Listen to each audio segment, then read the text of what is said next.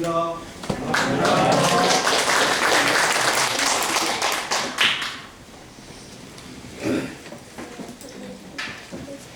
말씀 교제 부탁을 받았을 때 전주 안행교회가 사실 주임 생기 탄생한 지가 오래된 교회잖아요.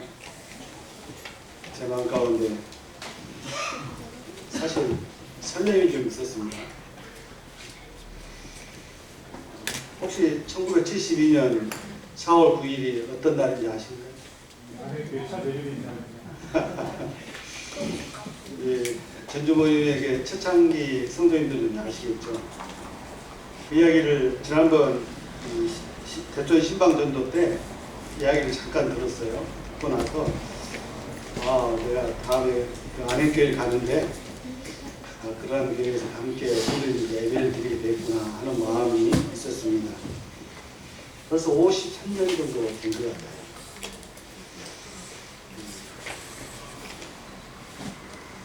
김제 대전 그 신방전도 때 안행 모임의 한 성도님이 식사를 대접을 해주셨어요. 이상하게 이번 김제 대전 신방전도 때는 유학생까지 참석하는 그런 일이 있어가지고 숫자가 굉장히 많았거든요. 많았는데도 아무튼 식사 비용이 꽤 많이 나왔을 것인가. 그래도 기쁨으로 이렇게 대접을 해주셔서 신방전도 팀을 대신해서 제가 또 감사의 말씀을 드리게 됩니다. 앞서 소개가 됐습니다만 저는 서광육교에서 주임을 섬기고 있는 이정진 형제입니다. 원래 제가 본관이 전주예요. 전주이가고요. 그래서 사실 제가 주임을 서광교에서 섬기고 있습니다만 되돌아보면 주임께서 저를 여전히 섬기고 계시더라고요. 그래서 감사가 됩니다. 오늘까지도 주님께서 저를 매일매일 섬겨주셔서 감사할 따름입니다. 오늘 초대에 무슨 말씀을 드릴까 하는 교제의 말씀은, 주제의 말씀은 제가 좀 이따 드리겠습니다만은 저를 잘 모르셔서 일단은 어디 가면은 간증을 많이 시켜요. 그래서 간증 말씀을 좀 교대를 드리고 이렇게 주제 말씀을 드리겠습니다. 저는 아버지가 선생님이셔가지고 철저한 유교 집안에서 태어났습니다. 제사 지내고 이렇게 하는 일에 특별했죠. 그래서 교회 나갈 틈은 갖지를 못했어요. 근데 1980년에 제가 군대 제대를 이렇게 했는데, 제대하고 이제 대학교 2학년을 복학하는데 시간이 좀 남았습니다. 그래서 어떻게 군대 제대하면 그때 당시 청년들은요, 실컷 학교 가기 전까지 놀아야지 하는 그런 마음을 강하게 갖습니다. 그래서 10월달에 제대해서 제가 복학을 하기 전까지 한 5개월이라는 시간이 있었는데, 저희 집안에 복음을 처음 들고 오신 우리 누님이 계세요. 둘째 누님이신데, 독일에 간호사로 다녀오신 둘째 누님께서 저를 이렇게 복음을 전할 타깃으로 목표로 이렇게 정했습니다. 그리고 제가 이제 누님의 간절한 기도 가운데 제가 있었는데, 사실 누님이 영어와 독일어를 참 잘하세요. 일반 참 그런 쪽에 좀 재능이 뛰어났어요. 그래서 제가 이렇게 누님을 항상 볼 때마다 다른 것은 안 부러운데 그게 항상 부러워가지고 누님을 좀 가까이 했습니다. 누님께서 원두커피를 그때부터 제 고등학생이 때인데 맛을 보여주셔서 이걸 먹으면 영어를 또 잘하나 하는 마음을 가지고도 참 원두커피를 즐겨했고 지금까지도 그렇게 하고 있습니다만은, 아무튼 누님께서 저에게 미끼를 하나 던지셨어요. 낚시하듯이. 그 미끼가 뭐였냐면 영어 회화였습니다. 제가 간절히 그걸 하기를 원했거든요. 그래서 영어 회화를 간절히 원했기 때문에 누님이 저에게 미끼를 던졌는데 어떤 미끼였냐면, 야, 너 경기도에 와봐라. 거기 가면은 원어민과 영어 회화를 할 수 있다. 이렇게 미끼를 던진 거예요. 그 이야기를 듣는 순간 저는 아주 흥분했어요. 사실 그때 당시에. 왜 그러냐면 80년대 원어민과 대화한다는 것은 사실 지금이야 쉽지만 그때는 쉽지 않았습니다. 그래서 제가 그 미끼를 덥석 바로 물었습니다. 그리고는 복학하기 전까지 좀 놀아야겠다 하는 계획을 세웠지만 세우지 못했어요. 그것을 무너뜨리고 딱 5일간 놀고, 그때는 이제 비둘기호였는데 비둘기호를 타고, 여러분들 이제 아시죠? 경기도에 가면 사호동에 그 맥카비 선교사 수양관이 있었습니다. 거기에 갔는데 선교부죠, 거기가. 제가 갔을 때는 이제 캐나다 선교사들이 와 계셨어요. 그래서 생전 처음으로 이제 외국인들을, 그때는 그전에도 이제 외국인을 보기는 봤지만 대화하는 것은 처음이었죠. 그래서 생전 처음으로 이렇게 영어 선교 공부를 했는데, 지금 생각해보니, 나중에 생각해보니까 요한복음을 영어로 공부를 했던 것 같습니다. 사실 저는 굉장히 구원받기 전에 술을 좋아했습니다. 저희 아버님도 술을 많이 드셨는데, 저도 그냥 부전자전이라든지 군대 가서도 술을 이렇게 워낙 많이 먹었어요. 그래서 경험하지 못한 것들이 있습니다. 만약 술을 먹고 죽음을 경험했던 적이 있었기 때문에 거기에 대한 생각이 있었습니다. 저는 이제 토요일이면 월요일부터 금요일까지는 오전에 일을 하고 오후에는 영어 성경 공부를 이렇게 했어요. 그런데 오후에는 이제 그 영어 성경 공부를 하는데 토요일과 일요일은 쉬었습니다. 지금 주 5일째처럼 토요일 날은 수원에 있는 수원 비행장에 있는 친구를 만나러 나가서 술을 먹고 주일날 오후에 들어오고 이런 생활을 조금 했죠. 한 2달 정도 아마 했을 거예요. 2달 정도 하고 나니까 뭐 그때는 용돈도 변변치 않고 그래서 용돈도 다 떨어지고 이렇게 했습니다. 그럼 어느 날 길을 가는데 그때 정주홍 형제님 아시죠? 정주홍 형제님 거기 계셨어요. 제 그때 나이가 23살이고 정주홍 형제님 나이는 연세는 33살 같아요. 근데 그 정주홍 형제님께서 저에게 뭐라고 질문하셨냐면, 학생은 종교에 대해서 관심을 가져본 적이 있나? 이렇게 하면서 질문을 했어요. 그럴 때 저는 제가 거기 간 목적이 뭡니까? 복음 이런 건 생각도 안 했죠. 영어 회화를 하는 것이 목적이었기 때문에 그 젊은 청년이 그래도 30 넘으신 형제님에게 쏴붙이듯이 말을 했습니다. 앞으로 저한테 그런 얘기 하지 마세요 하면서, 저는 이곳에 영어 회화를 공부하러 왔는데 종교 따위에는 관심이 없습니다 라고 그냥 쏴붙이니까, 지금 생각해보니까 아마 그 형제님이 무안하셨을 것 같아요. 그렇죠? 그 형제님도 33살 정도밖에 안 되셨기 때문에. 후에 이렇게 그곳에 만났어도 별다른 얘기를 안 하시고 그냥 가볍게 이렇게 지냈습니다. 나중에 이제 제가 안 사실은 사호동교회 성도님들이 제 구원을 위해서 간절히 기도하고 계셨다는 것을 이렇게 알았죠. 술값이 떨어지니까 이제 수원을 못 나가는 거예요. 그런다 해서 누님에게 돈을 달라고 할 수도 그렇고, 그래서 2달 만에 처음으로 성경책을 들고, 성경책을 미리 선물 받았으니까 사호동 교회에 나갔습니다. 제가 성경책을 들고 이렇게 예배당에 들어서니까 모두를 이렇게 반겨주시더라고요. 2달 만에 나왔으니까 그렇지 않겠어요? 이 사호동 교회에는 한 25명 정도 성도님들이 계셨던 것 같은데, 저는 그날 생전 처음으로 복음을 들었습니다. 정종호 형제님께서 이제 복음을 이렇게 전하셨던 것 같아요.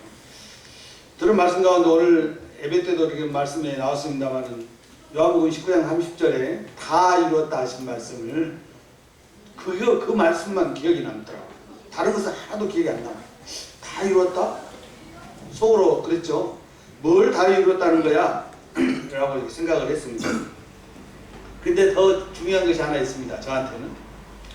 그날 이렇게 끝날 때쯤에서 이제 광고를 교회에서 하시더라고요. 그런데 그 광고가 무슨 내용이냐면, 성경 공부를 한 사람들에 한해서 성경 시험을 본다는 거예요. 그래서 무슨 시험인가 했더니, 출애굽기 1장부터 13장까지 이렇게를 읽고 나서 시험 문제를 내고 답을 써서 시험 채점 내서 1등은 3만 원. 그때 80년도면 3만 원은 꽤 큰 돈이에요. 제가 봤을 때는. 2등은 2만 원, 3등은 만 원, 이렇게 해서 상금을 준다는 거예요. 그래서 제가 술값이 떨어졌을 때 귀가 새롭게 됐습니다. 아유 그래요? 그러면서 저 상금을 받으면 다시 술을 먹을 수 있겠다 하는 생각을 한 거예요. 제가 술을 좋아했기 때문에 그렇게 마음을 먹은 거죠. 술을 못 드시는 분들은 그 말을 이해를 못 합니다. 사실 술 중독이 그래서 생기는 거예요. 그래서 이제 예배당을 나와가지고 한참 길을 걷다가 정주영님 옆으로 살짝 이렇게 부딪혔어요. 모른 척하고 이렇게 만나가지고는 살짝 제가 물었는데 뭐라고 물어봤냐면 저도 그 시험 봐도 됩니까? 라고 딱 질문을 했어요. 질문을 하니까 행제님께서 그러시더라고요. 이거 한 달 전부터 광고했었는데 다음 주 시험 보는데 되겠어요? 하면서 이렇게 얘기하시는 거예요. 그래서 제가 한번 해볼게요. 제 말은 뭐예요? 상금이 탐납니다. 이런 뜻이죠. 그런 얘기를 한 거예요. 그래서 시험 보면은 이제 있냐고 물어보니까 아까 전에 말씀드린 출애굽기 1장부터 13장까지 뭔 내용인지 아시죠? 출애굽할 때 그 재앙들이 이렇게 나오는 내용들입니다. 그래서 그 10가지 재앙을 정리해서 저는 이제 공부하는 방식으로 딱 정리하니까 딱 정리가 된다네요. 그래서 이제 시험을 치렀습니다. 다음 주 일주일 동안 공부를 해서 치렀는데 결과가 나왔어요. 30문제가 나왔는데 제가 한 개인가 두 개인가를 틀렸어요. 틀렸는데 제가 틀린 답은 무슨 답이었냐면 구원받은 사람들만이 쓸 수 있는 답이었어요. 그 답이 구원 아니면 중생. 그때는 중생이라는 답을 처음 쓰시더라고요. 그래서 저기 뭔 말이야 했죠. 그래서 구원이나 중생이라는 답을 이렇게 써야 되는데 저는 그 문제를 틀렸던 것 같아요. 아마 2문제였던 걸로 기억이 되는데 그런데 중요한 것은 제가 1등을 했다는 겁니다. 다른 성도님들은 아마 그 가로쓰기 하는 거에 대해 좀 재앙에 조금 순서가 바뀌었던 것 같아요. 2등은 아마 그 조성원 선생님 자매님이 2등 거기 계셨는데 2등이었던 것 같아요. 제 기억에.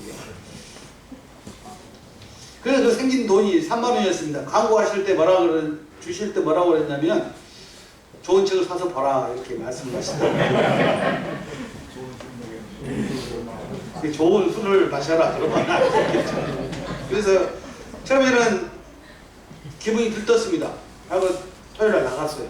나가가지고는 야 내가 한잔 담아 하면서 친구를 불러냈죠. 그리고 막 친구를 딱 불러냈는데 그 친구도 이제 같이 이렇게 어울렸기 때문에 그런데 양심의 가책이 왔습니다. 술 마시면서 양심의 가책이 왔어요. 하나님께서 제 양심의 문을 이렇게 두드리신 것 같아요. 뭐라고 두드리시냐면 야 너 그래도 되냐? 이런 질문이 있었어요. 양심이 가책이 되니까 더 이상 술이야 먹히질 않잖아요. 그래서 이제 그날은 야 오늘 좀 조금만 먹고 가자. 제 생전 처음으로 탕수육을 먹어봤는데요. 탕수육 끓이니까 그 탕인 줄 알았어요. 근데 알고 보니까 탕수육이 그 탕이 아니잖아요. 그리고 나서 그날 이렇게 술을 빨리 끝내고 서울동 수양가로 돌아왔습니다. 선교부에. 그때 눈이 얼마나 많이 왔냐면 무릎까지 찰 정도 눈이 많이 왔어요. 그쪽 서울동 골짜기 눈이 많이 오더라고요. 그래서 그 다음날 제가 양심에 찔리니까 성경이 뭐지? 라는 생각이 이제 들면서 정주영님 매일 만나니까 정주영님 가다가 만났을 때 제가 목사님 제가 성경을 한번 읽어보려는데 어디를 읽어야 됩니까? 라고 이렇게 질문을 물었어요. 제 양심에서 그 성경을 알아야겠다는 그런 마음이 이제 생긴 거잖아요.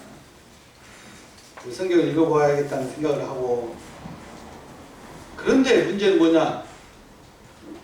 이 성경책이 두껍잖아요. 이거 언제 다 읽어? 하는 생각이 제 마음가짐에 들었어요. 그래서 제가 학교에서 이렇게 공부하는 방식으로 핵심을 알기 위한 질문 하나 했습니다. 이 중에서 어디를 읽어야 됩니까? 책이 여러 군데 있다는 걸 이제 알았거든요. 39권 있다는 것도 알고 66권 책이 있다는 걸 알고 그래서 어디를 읽으면 됩니까? 라고 질문을 했더니 웃으시면서 하신 말씀이 요한복음을 한번 읽어보세요. 이렇게 이야기를 하셨어요. 제가 3일간 요한복음을 딱 3번 읽었습니다.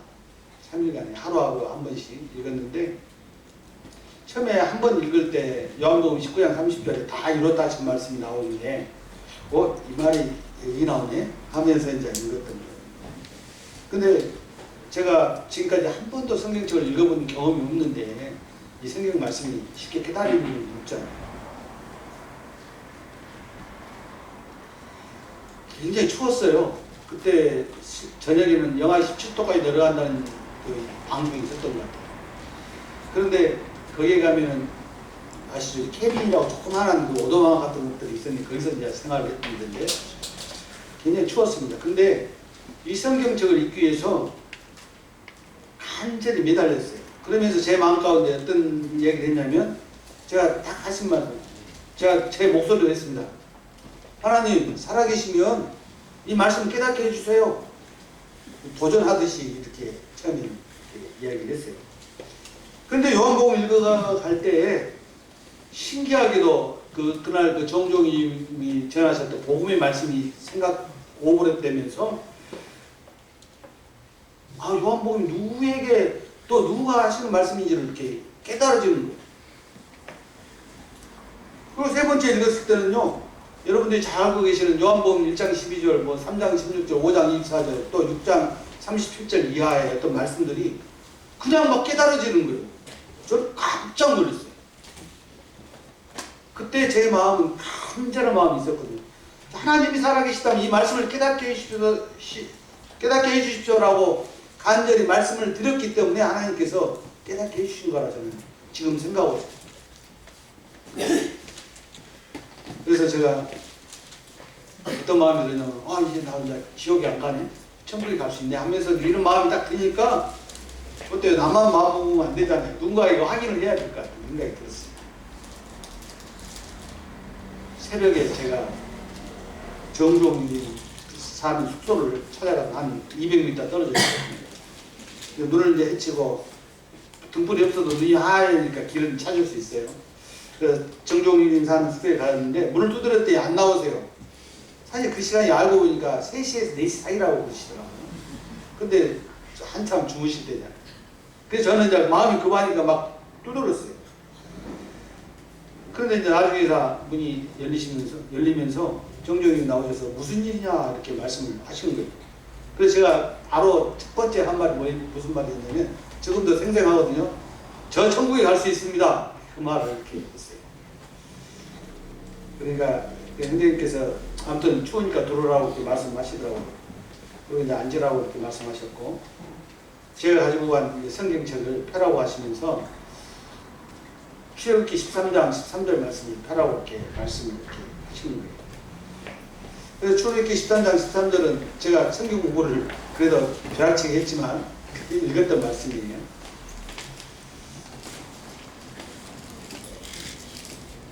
나의 첫 새끼는 다 어린 양으로 대속할 것이요 그렇게 아니하려면 그 목을 꺾을 것이며 내 아들 중 처음 난 모든 자는 대속할지니라.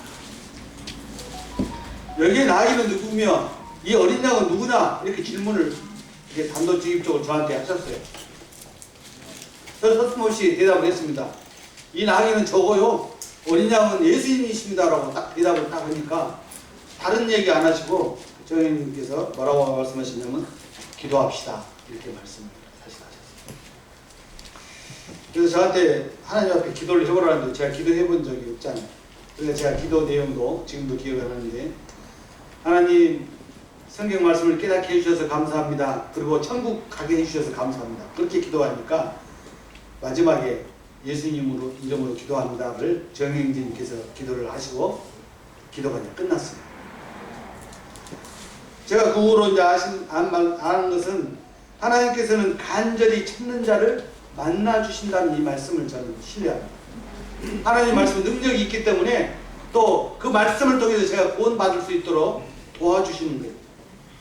자문해 보니까 나를 사랑하는 자들이 나의 사랑을 입으며 나를 간절히 찾는 자가 나를 만날 것이라. 저 이 말씀이 본 순간에 이게 내 말씀이구나 나였구나 이런 생각이 사실 들었습니다. 그래서 저는 특별하게 막 전도 예수님 믿으십시오라고 전도라기보다는 받았다기보다는 그날 이게 복음 말씀 1시간 듣는 것이 다시 이렇게 요한복음 확인하면서 구원을 이렇게 받았습니다. 제가 하나님을 간절히 찾으니까 하나님께 제 마음의 중심을 보신 거예요.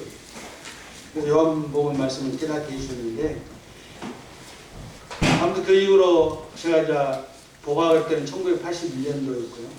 그때부터 이렇게 강주 동북교회에서 주임을 섬겼고, 강주 남북교회, 그 다음에 지금은 이제 서광주교회, 강주 동북교회에서 강주 남북교회가 분가했고요. 또 강주 남북교회에서 이 서광주교회가 분가했습니다. 두 번째 분가한 교회죠. 아무튼 성경 말씀은 하나님 말씀이어서 권세와 능력이 있다는 말씀을 저는 지금도 사실 생각을 합니다. 사실은 우리는 이 말씀을 소홀히 하는 경향이 있어요. 우리 안익교회 성도님들은 그렇지 않으시리라 생각합니다만, 저희 서강교회 성도님들이 약간 소홀히 하는 경향이 있어요. 그랬을 때마다 항상 저는 얘기를 합니다. 말씀의 중요성을 이렇게 말씀을 드립니다.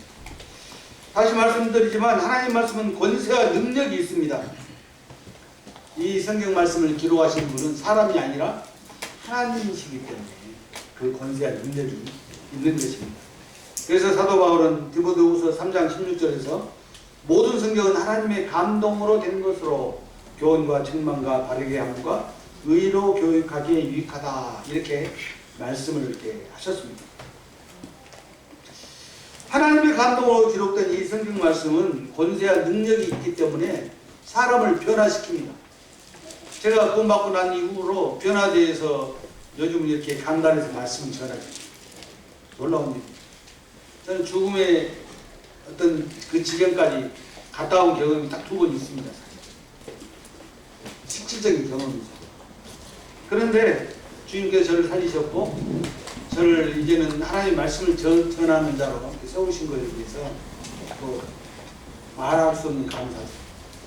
그렇지만 항상 부족하다는 것을 저는 느낍니다. 이 하나님의 감동으로 기록된 이 성경 말씀은 권세와 능력이 있기 때문에 우리는 그 다음 말씀에서 우리가 알 수 있는 것이 디모데후서 3장 17절에 이는 하나님의 사람으로 온전하게 하며 모든 선한 일을 행할 능력을 갖추게 하려 함이라. 하나님의 사람으로 온전하게 한다는 말씀은 가만히 생각해보니까 온전하다는 말은 완전하다는 말이잖아요.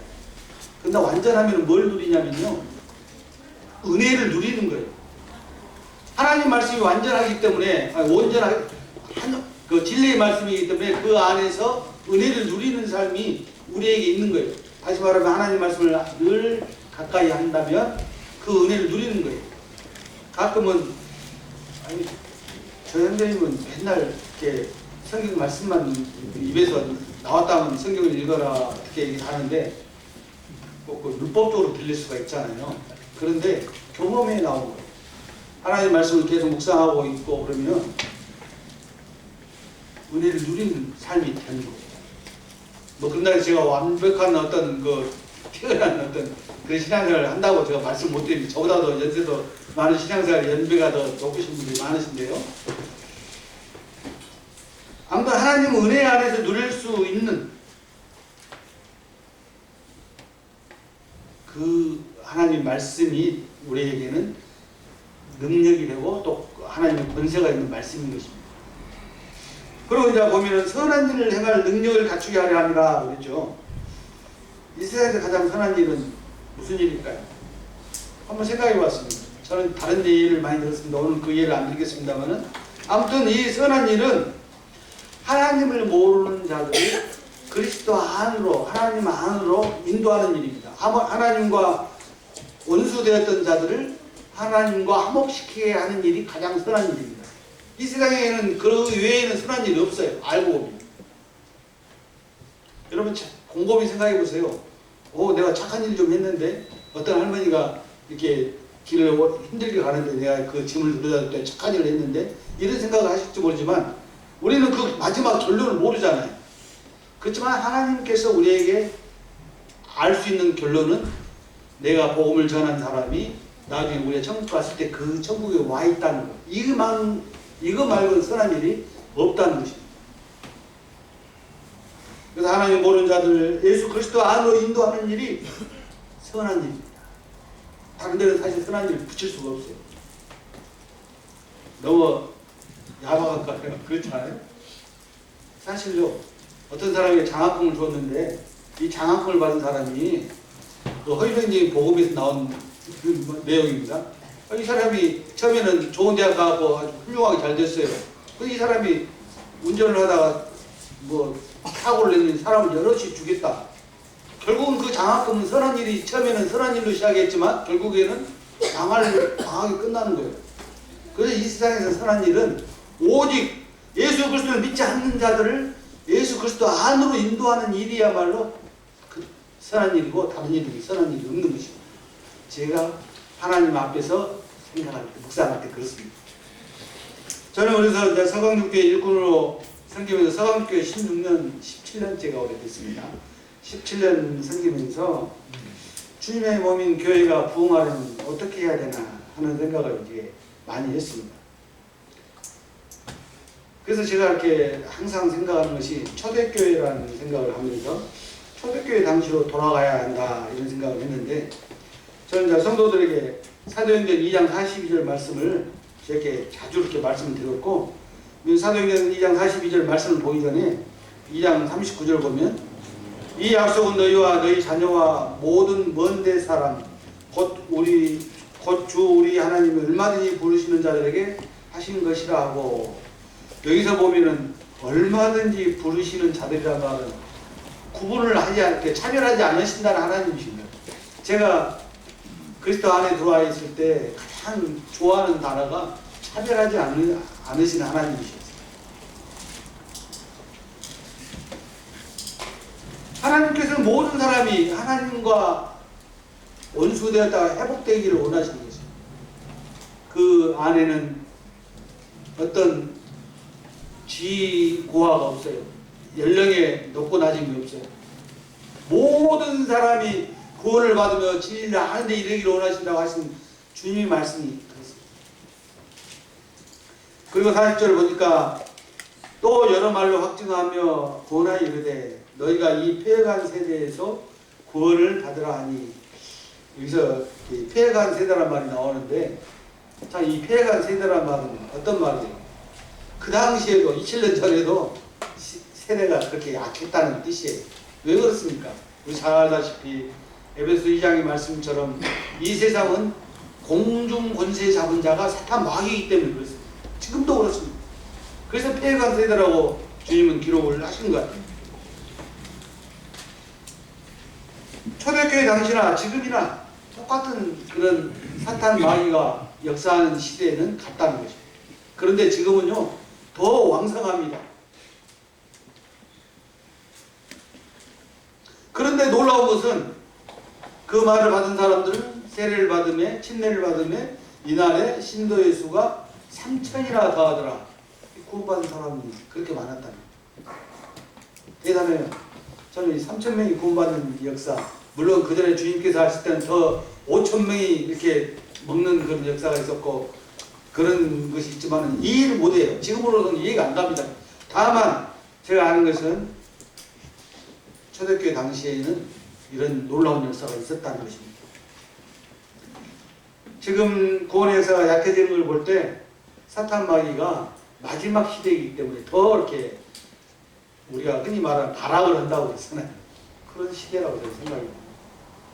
그런데요, 의외로 우리는요 어떤 마음을 갖고 있냐면요, 아우 좋은 시대인데 이 머니가 있으면 다 되는데 라는 생각을 많이 합니다. 편해지는 거예요.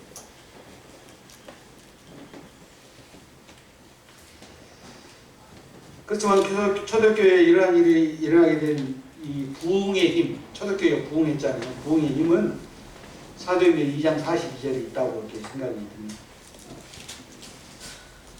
우리 이 말씀을 한번 같이 읽겠습니다. 시작. 그들이 사도의 가르침을 받아 서로 교제하고 떡을 떼며 오로지 기도하기를 힘쓰니라. 초대교회에서는 하나님께서 이 땅에 세우신 교회의 역할을 이 말씀 한 구절로 딱 정해놓으신 것 같은 느낌을 저는 받았어요. 성도들이 지금 어떻게 해야 됩니까? 가장 먼저는 하나님의 진리의 말씀이 가르쳐졌습니다. 지금은 사도는 아니지만 이 말씀을 전하는 자들 있잖아요. 가르침을 받았다. 뭘 가르침을 받았을까요? 성경 말씀으로, 성경의 진리 말씀으로 가르침을 받았습니다. 사실요, 우리가 구원받은 사실만으로도 이 세상을 힘있게 살아갈 수가 없습니다. 영적으로 성장해야 돼요. 그렇죠? 어떤 성도님들은 가파르게 성장하시는 분들도 있어요. 그런데 어떤 성도님들은 영적인 성장이 더딘 분도 있어요. 물론 결국은 언제 어디까지 성장할지는 모르겠지만 아무튼 영적으로 성장해야만이 이 세상을 능력 있게 하나님의 권세, 주신 권세로 누릴 수 있는 것입니다. 이 세상에 권세를 받은 사탄 마귀는요, 끊임없이 우리를 넘어뜨리려고 역사하고 있다는 사실을 아실 겁니다. 그래서 사도 베드로는 베드로전서 5장 8절에서 근신하라 깨어라 너희 대적 마귀가 우는 사자같이 두루다니며 삼킬 자를 찾나니 그랬죠. 우는 사자같이 두루다니며 사자는 섭잖아요. 이 말씀을 저는 자주 인용합니다. 성도들의 말씀과 깨어있어라. 자주 들으셨던 말씀이시죠? 그리고 5장 9절에서 이런 말씀이 있죠. 너희는 믿음을 굳건하게 하여 그를 대적하라. 마귀는 협상할 대상이 아닙니다. 대적해야 되는 것입니다. 마귀를 대적해야 됩니다. 그를 대적하라. 이는 세상에 있는 너희 형제들도 동일한 고난을 당하는 줄을 압니다. 우리는 그 주위에 있는 성도인들을 잘 이렇게 살펴본다기보다는 함께 해야 됩니다. 교제가 있어야 돼요. 그리고 혹시 그 성도가 그런 일로 인해서 어려움을 당하고 있지 않는가 생각도 하고 또 함께 그 형제와 함께 할 수 있는 그런 기회를 이렇게 가져야 된다고 생각합니다. 그것이 긴밀한 교제입니다. 성도들이 모여있을 때 서로 긴밀한 교제를 나눴다는 것입니다. 초대교회 때. 사도 바울은 문제가 많았던 고린도 교회에 서신을 보내면서, 고린도 교회는 문제가 상당히 많았어요. 근데 이 교회에 서신을 보내면서 이 말씀을 기록하셨죠. 고린도전서 1장 6절과 7절에 그리스도의 증거가 너희 중에 견고하게 되어 너희가 모든 은사의 부족함이 없이 우리 주 예수 그리스도의 나타나심을 기다립니다. 사실 우리의 믿음은요, 딱 하나로, 뭐 여러 가지 있습니다. 제 분별인데요. 주님의 재림이 있습니다. 교회는 신부죠. 신부가 오실 신랑을 기다리는 마음이 없다면 그건 가짜 믿음이라고 볼 수밖에 없어요. 물론 제가 표현을 가짜 믿음이라 했지만은 믿음이 약한 것입니다. 신부는 오실 신랑을 간절히 사모하고 기다리는 것이 믿음입니다. 그래서 주님께서 오실 날 우리는 마라나타 아멘 주 예수 어서 오시옵소서라고 고백하면서 기다리는 것입니다. 만약에 주님께서 오셨는데 신부인 교회가 엉터리라면 실망하시겠죠. 우리는 그렇게 돼서는 안 됩니다.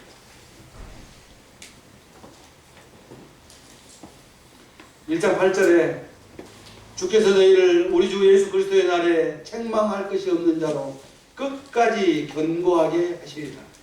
사실 고린도 교회에 이 말씀을 하시는 것은 엄청난 위로였을 거예요. 고린도 교회가 상당히 힘들었잖아요. 그 상태에 이 말씀을 하신 것은 아마 고린도 교회 성도들이 위로가 됐었을 것입니다. 그래서 고린도 후서를 보면 위로가 되는 내용들이 나오잖아요. 책망할 것이 없는 자. 여러분 이 말씀에서 자기 자신을 한번 돌아봐야 됩니다. 나는 과연 어떤 자인가? 책망할 것이 없는 자로 세워지기를 우리는 기도해야 할 것입니다.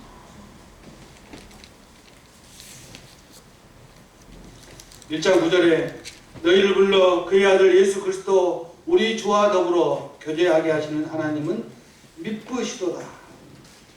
사실 우리 성도들의 교제의 중심은 우리 주님이 되어야 합니다. 그렇죠? 예를 들어서 어떤 일이 있어요. 그러면 주님이 이렇게 하셨습니다. 물론 상식 그냥 습관적으로 사용해서는 안 되지만 진짜 주님께 영광을 돌리는 그런 일이 돼야 됩니다. 우리가 공부하는 것도 주님을 위한 공부입니다. 우리 학생들이 있다면 우리 성도들이 돈을 버는 것도 주님을 위해서 돈을 버는 것입니다. 내가 쓰기 위해서 번다고 생각하시면 착각이세요? 이건 주님을 위해서 버는 것이다. 내가 주님을 위해서 하는 일이 곧 주님께 영광을 돌리는 일인 것입니다. 여기서 미쁘시다는 말이 있어요. 하나님은 미쁘시도다. 이 원어로는 뭐 피스토스라는 뜻으로 이렇게 신뢰하다, 신뢰할 만하다 이런 뜻이에요. 신실한 그런 뜻이 가장 맞는 것 같아요. 신실한. 하나님은 신실하십니다. 오늘 제가 이 안행교회 예배 드리는 이렇게 시간을 어떻게 하시는가 보고만 있다가 이렇게 저는 기회를 놓쳤는데 저는 오늘 시편 100편 말씀을 함께 올려드리고 싶었어요. 시편 100편에는 신실하니라는 말씀이 나옵니다. 그러면서 이제 교회 가운데 권면하시기를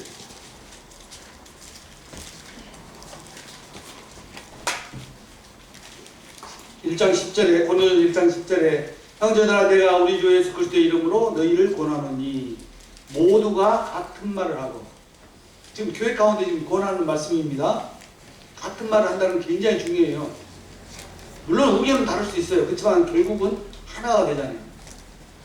언젠가 문인 형제가 2022년도에 그 필리핀으로 선교사 파송식을 했는데 그때 이제 그 일꾼들이 모여서 교제를 하는데 의견이 나뉘었어요. 에비당에서 하느냐 아니면 좀 더 큰 데서 하느냐. 그런데 어떤 성도님은 큰 데서 하려면 돈이 많이 들어가는데 이렇게 큰 장소를 빌리면 우리 예배당도 크니까 충분히 하자 이렇게 이런 의견이 나뉘었어요. 근데 의견이 그래도 외부에 오신 성도를 생각해서 우리가 큰 장소를 잡자 해서 이제 돈을 좀 드렸죠. 그런데 그 반대했던 성도님 있잖아요. 예배당에서 하자고 했던 성도님이 그 일을 맡아서 진행을 하셨어요. 그게 하나가 된 거예요. 사실 같은 마음과 같은 뜻으로 온전히 합하라. 하나가 되는 것이 어렵지만 결국 하나가 될 수 있습니다. 어디서? 그리스도 안에서. 사실 그리스도와 바뀌라면 이거 불가능합니다. 그리스도 안에서는 가능합니다. 교회 성도들 수가 더해질수록 가장 조심하고 지켜야 될 권면이라고 생각합니다. 수가 많아지면요 은근히 편이 갈려요. 그건 죽을지 않죠. 제가 경험이 있기 때문에 하는 말입니다. 그리고 사도 바울은 고린도전서에서 우리가 오늘 말씀도 이렇게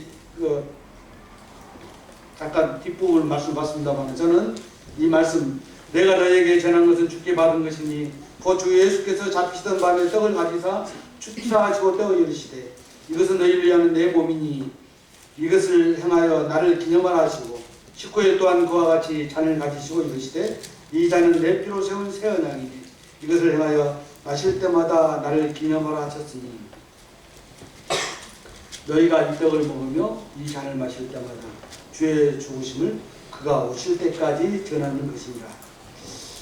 2000년이 지난 지금의 우리 이 안행교회도 또 우리 서광주교회도 이 만찬의식 여기서 이제 성찬의식이라고 말씀하셨어요. 이 행한다는 이 사실은요 엄청 하나님께서 칭찬하실 일입니다. 우리 주님께서 이 예식을 분명히 정하셨는데 일반 기성교회들은 안 하잖아요. 뭐 한 달에 한 번 하는 교회도 있고 뭐 1년에 한 번 하는 교회도 있다고 그러는데 그 형식이 되는 거예요. 그렇지만 우리도 한 일주일에 주일마다 한 번씩 하지만은 형식이 되지 않기를 우리도 기도해야 됩니다. 형식적으로 이렇게 하나님 앞에 나아가는 그런 모습보다는 진정 내 마음 안에서 주님 앞에 나아가서 예배를 드려야 된다 그렇게 생각이 드는 것입니다. 우리가 주의 성찬을 통해서 살아계신 하나님께 예배를 드린다는 것은 하나님이 보실 때 말씀에 순종하는 거죠. 어떤 사람이 그러더라고요. 아니 말씀은 그렇지만 우리가 어떻게 그걸 다 해요? 그건 말이 안 되는 거예요. 어떻게 그걸 다 해요?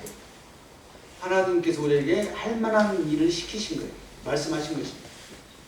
결코 할 수 없는 것을 하라고 하신 것은 아니잖아요.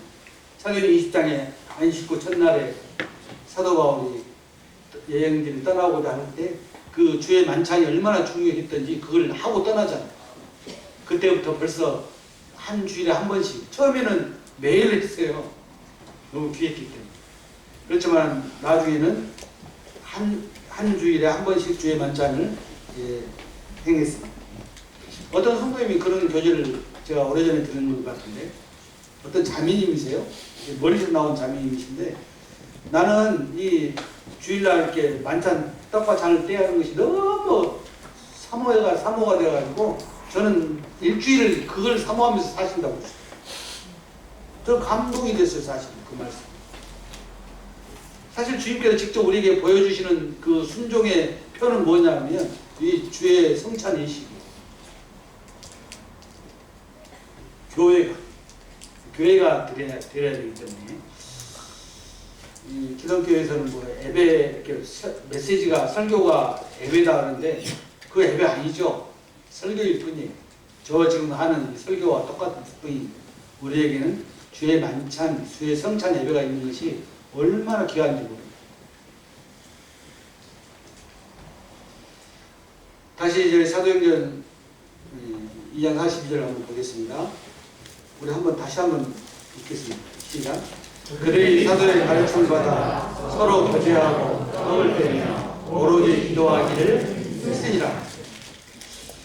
저는 주님께서 설계하신 교회는 과연 어떤 교회일까? 이런 생각을 사실 했습니다. 주님께서 설계하신 교회. 마태복음 28장에서 주님께서 처음으로 이 교회에 대해서 언급을 하시잖아요. 언급을 하시고 나서 교회를 세우겠다, 이렇게 말씀하셨다. 반석이에요. 물론 반석이 베드로가 아니라는 사실 다 아시잖아요. 천주교에서는 그걸 주장하지만 아니죠. 반석은 우리 주님이십니다. 주님이 세우신 이 교회가 어떤 교회일까? 그래서 저는 우리 사원교회 성도들에게 이 자동차를 그려가지고 설명을 많이 했습니다. 제가 이렇게 캡처해서 놓은 그림인데요. 무슨 차 같아요? 소울이에요, 소울. 소울차가 좀 비슷한 것 같아요. 제가 꼽아보니까 그랬어요.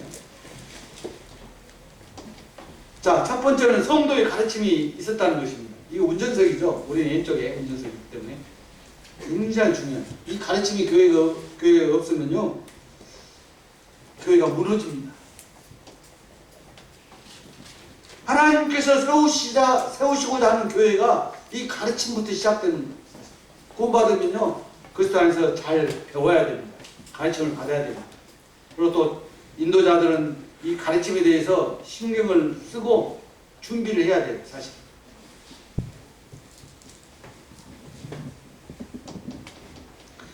성령 하나님 안에서 성도의 가르침은요, 하나님의 말씀의 권세와 능력으로 가르쳐야 돼요.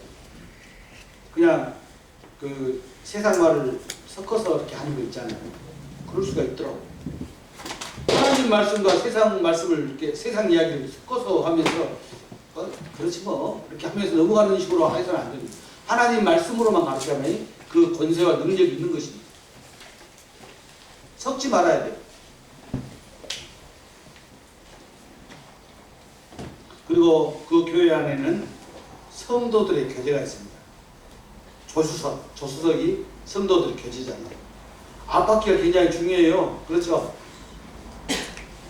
가르침과 성도들의 교제가 교회를 이끌어가는 힘이 됩니다. 특히 이제 성도들의 교제 가운데는 우리 장애인들의 역할이 엄청 크죠. 장애인들이 교제하시면서 여러 가지로 교회를 위해서 봉사하시고 또 기도하시고 도와주시잖아요. 우리가 에베소 교회 아시죠? 에베소 교회는 굉장히 큰 교회야. 아시아의 7교회 중에서 아시아의 7교회가 아니죠. 에베소 교회는 그죠? 그 요한계시록에 나오는 7교회에 나오는 소아시아 7교회 나옵니다. 거기에서 가장 큰 교회였던 것 같아요. 근데 이 에베소 교회를 하나님께서는 책망하셨죠. 그래, 다 잘한다. 다 잘하지만 뭘 버렸다고 그랬죠? 처음 사랑을 버렸다고 그랬거든요. 처음에는 있었지만 나중에 없어졌다는 것을 하나님께서 보시고 말씀하신 것입니다. 이 성도들의 교제가 사라지는 거예요.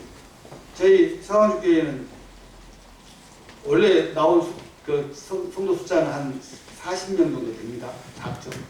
근데 지금 애들까지 포함하면 한 30명 정도 나와요.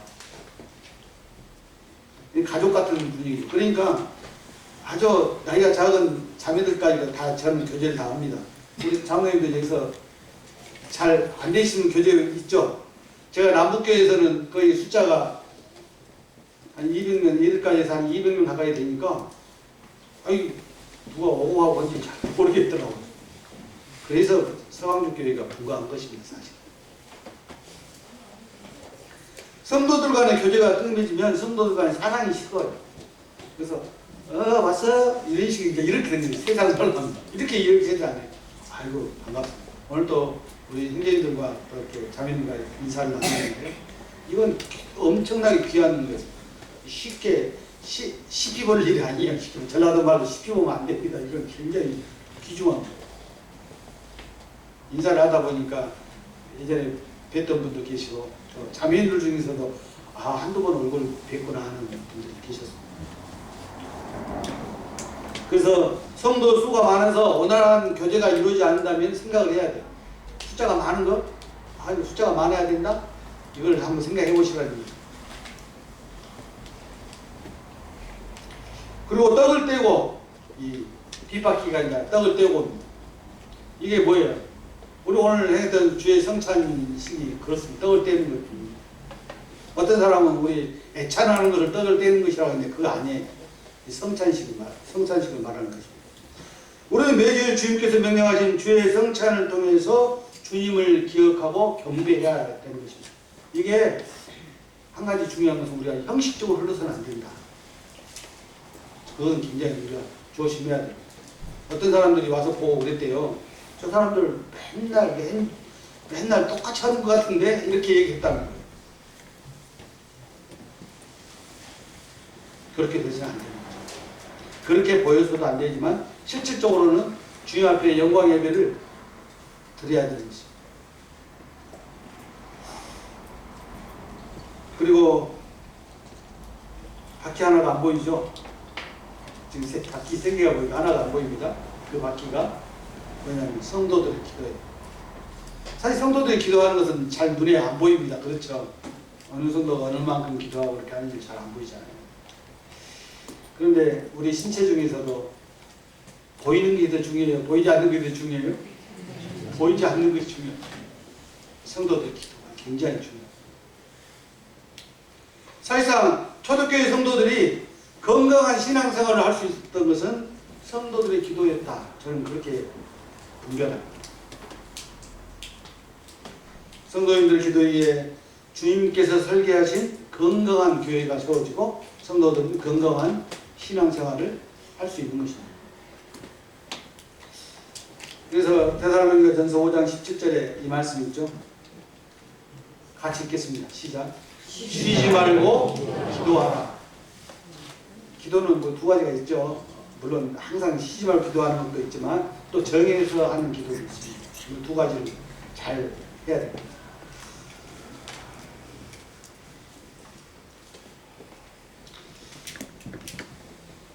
초대교회에 있었던 가르침과 또 성도들의 교제와 또 주의 만찬 예배와 성도들의 기도를 통해서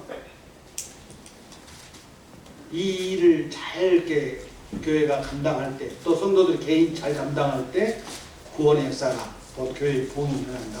저는 그렇게 생각하고 있습니다. 다시 말씀드리지만 능력의 하나님 말씀은 구원받는 사람들로 하여금 뭐하게 된다 했어요? 온전하게 한다. 온전하다 말은 완전이란 말하고 똑같아요. 완전하게 한다. 또 모든 선한 일을 행할 능력을 갖추게 한다. 이런 것입니다. 하나님의 말씀은 권세와 능력이 있습니다. 제가 단지 말씀이 있고 하나님 저를 만나십시오 하는 간절한 기도 가운데 제가 구원받은 것처럼 주님께서 성도님들의 삶 가운데 말씀이 역사하시면요, 우리가 흔히 말하는 거칠 게 없다고 말하잖아요. 그렇게 막 세상에 안하무 인식으로 가는 게 아니라 전혀 당당함으로 이 세상을 살아갈 수가 있는 거예요. 제가 우리 성황교회에서도 항상 우리 성도님들한테 어깨를 펴고 다니라고 저는 항상 얘기합니다. 우리 자매가 거기 있던 저 없는 말을 한 건 아니죠. 어깨를 펴고 다니십시오. 우리는 구원받은 성도들이고 어디 가서나 세상 말로 꿀려서는 안 됩니다라는 생각을 해요. 말을 해요. 비록 적은 숫자지만 자신감 있게 살아요. 우리 안학교회 성도님께서도 그렇게 사시리라 생각합니다. 우리가 하나님 말씀하니까 할 때 하나님께서는 우리가 부족하잖아요. 엄청 부족하고 연약하고 길을 돌아보면 부끄러움이 있어요. 그럴지라도 우리를 사용하셔서 하나님의 뜻을 하나님께서 이루어 가신다는 사실을 우리 알면 좋겠습니다. 일단 기도하고 마치겠습니다. 아버지 하나님, 하나님께서는 우리 주님이신 예수 그리스도를 십자가에 기꺼이 내어 주시기까지 저희를 사랑하셨습니다. 저희들이 그러한 하나님의 사랑을 깨닫고 또 하나님의 자녀가 되고 마땅히 이제는 하나님의 자녀로서 살아갈 것을 주님 앞에 저는 약속을 드립니다. 아버지 하나님, 하나님의 말씀을 저희들에게 매일매일 주셔서 그 말씀으로 인도자를 삼을 수 있도록 저희를 도우시기를 원합니다. 저희들은 알고 보면 아무것도 할 수 없는 연약한 자들입니다. 다만 주님을 의뢰할 때 주님께서 앞서 행하시며 인도하신다는 사실을 저는 기억합니다. 주님께서 그렇게 도우시기를 원합니다. 부족한 저를 통해서 주의 말씀을 대언케 하시는 감사를 드리고 우리 주님 예수 그리스도의 존귀하신 이름으로 아버지 하나님 앞에 감사하며 기도드립니다. 아멘. 감사합니다.